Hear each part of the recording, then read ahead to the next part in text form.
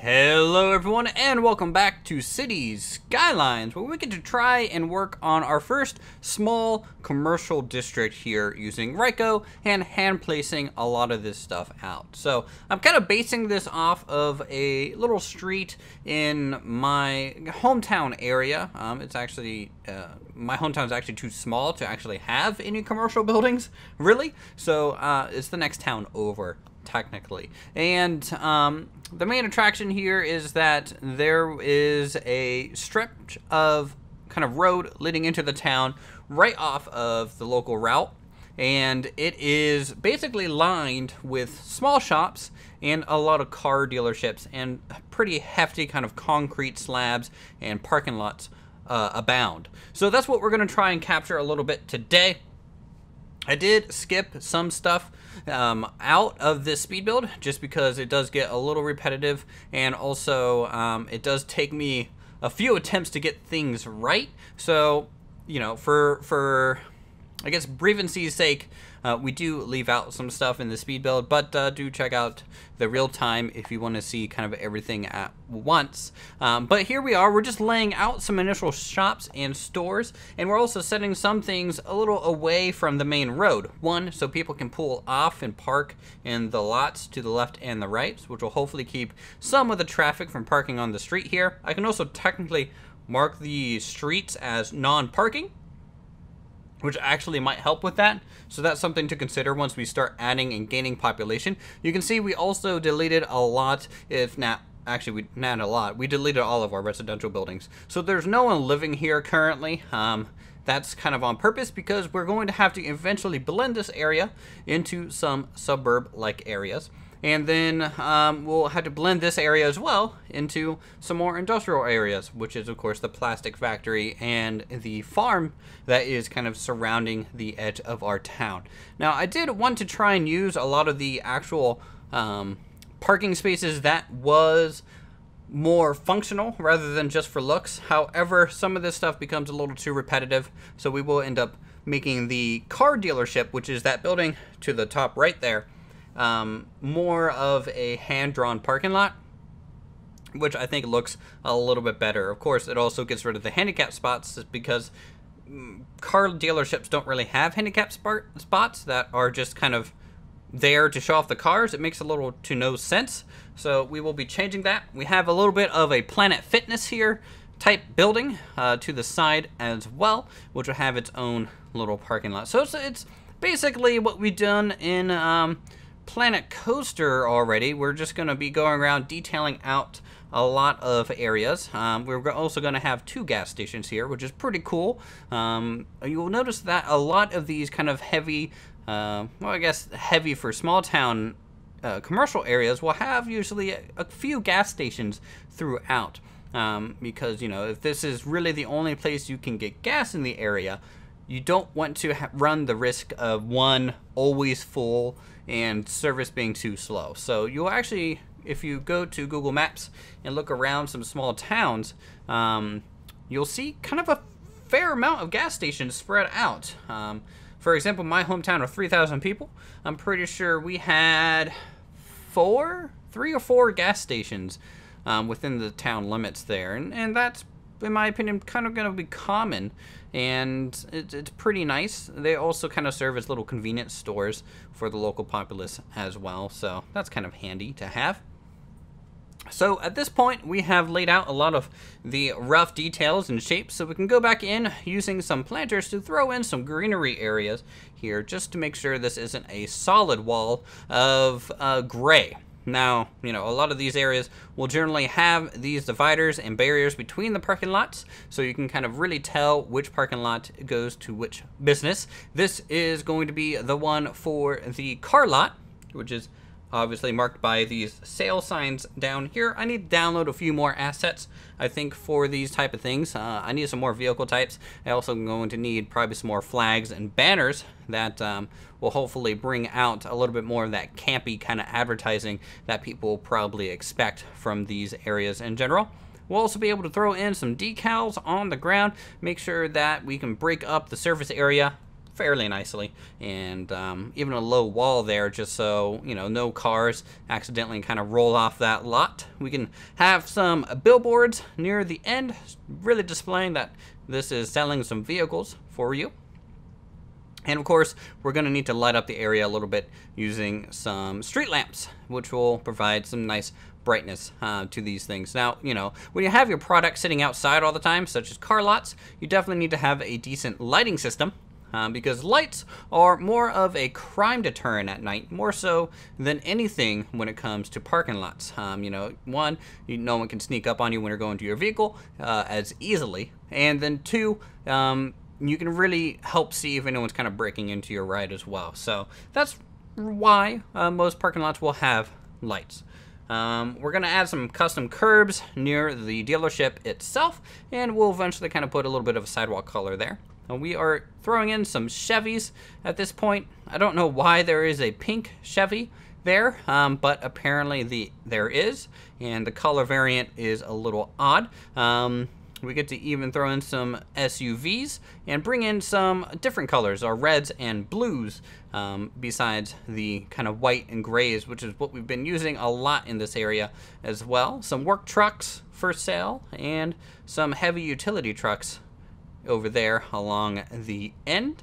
Now, the nice thing about having a car dealership is on the back side, you can kind of attach a garage and make it look like a small service center that might be servicing the local cars that they are selling as well. It could also be a not service center, because that's what I'm already said, but something to say, make sure you get your license, registration, things like that, and your sticker to say that, hey, you know, this car is passing inspection, essentially. Some states have that, some states don't here in the U.S., but it kind of depends on where you're from.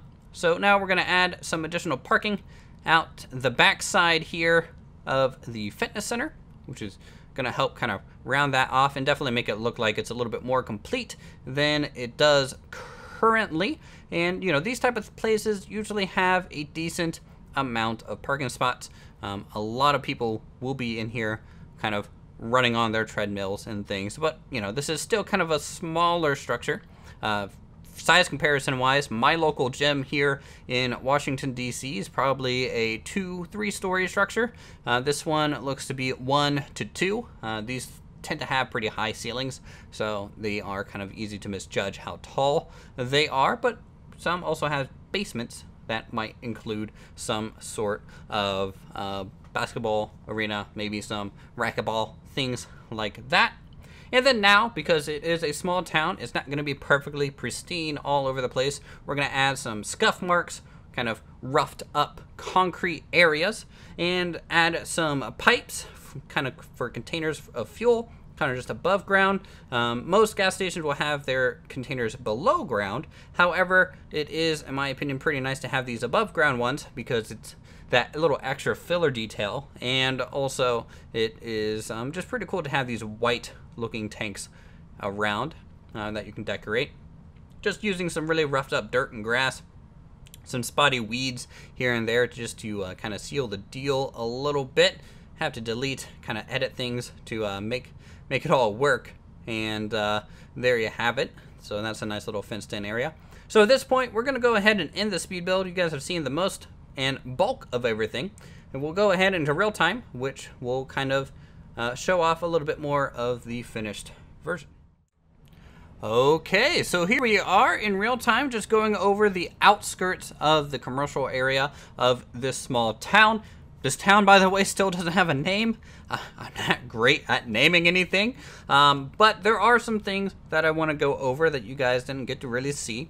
I did go in and add in a lot of trees and greenery, some back little alleyway access points kind of on the back side of the parking, and this kind of allows that blending to start to happen as we start going out towards the hillside by the main highway out here, or I guess kind of state route, you could say.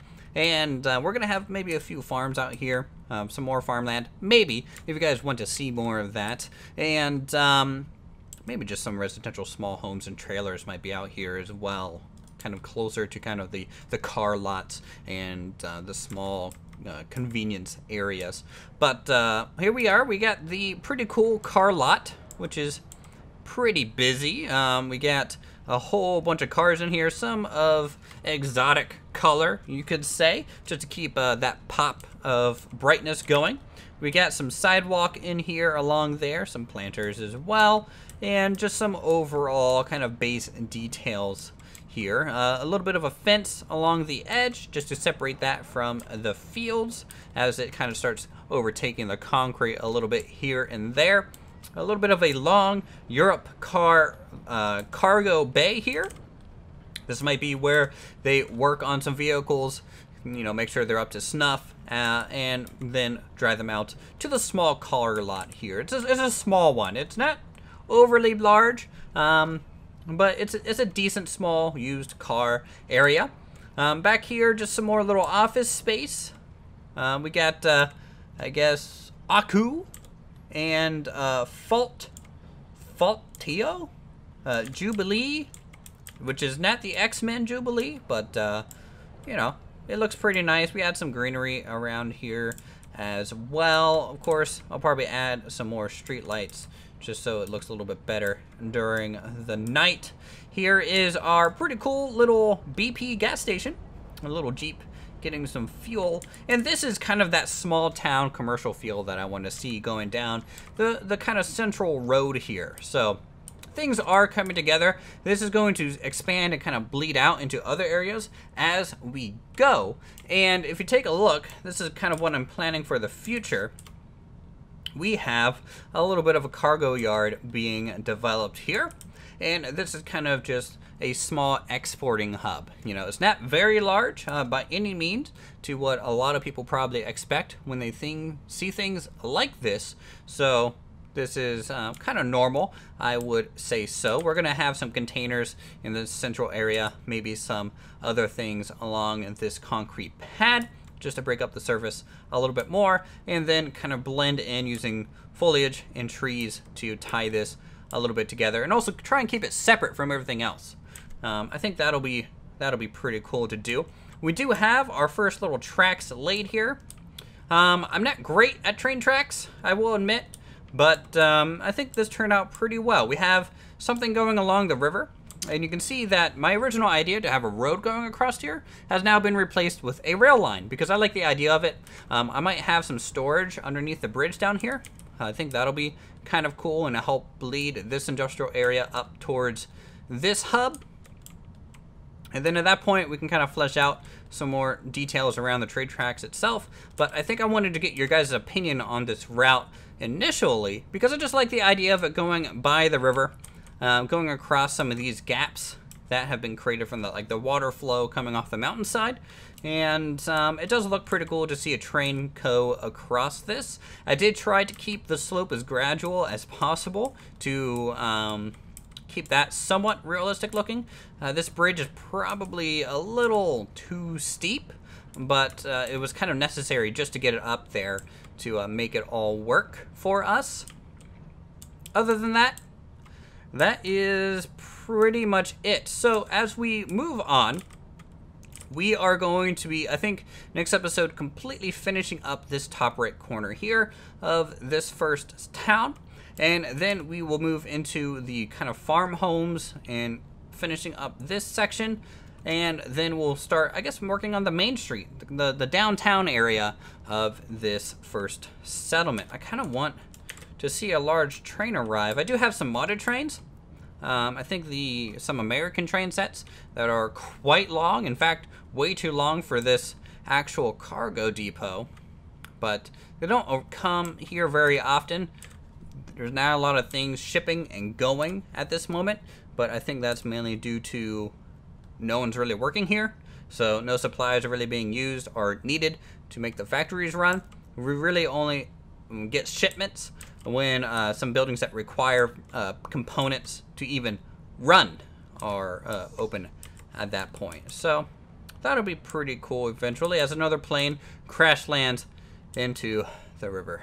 I kind of wish it would stop doing that.